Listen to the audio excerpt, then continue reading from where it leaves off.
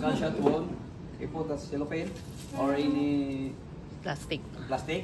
Then we put and then we put a tape or duct tape.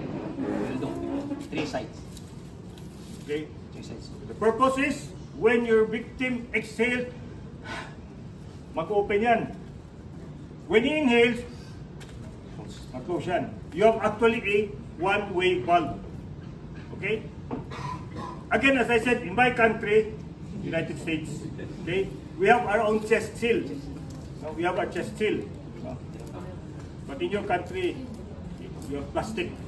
Okay? Dito to na kailangan SM na plastic. Pwede Robinsons, hypermarket, pwede.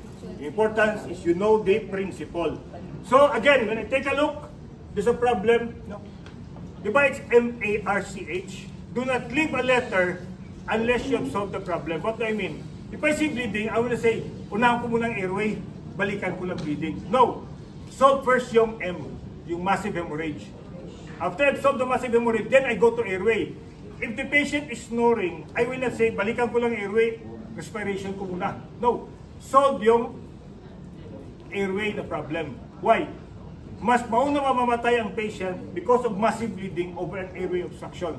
Mas mauna ang patient mamamatay sa airway obstruction over problems with birthing down the line. That's why it's M-A-R-C-H. That's also the same with A, B, C, D, E, di ba? If the airway is obstructed, solve letter A before you go to letter B. You have a problem with breathing, solve letter B before you go to letter C. But when you approach the victim and you see massive hemorrhage, it becomes C, A, B, C, D, E, di ba? Control bleeding, A, B, C, D, E. In March, the same. Solve M, massive hemorrhage, before you go to letter A. Solve letter A before you go to letter R. Down the line. Okay? So I have already solved my letter A, airway is open. I have already put my seal. Okay? I have already put my seal, it's okay.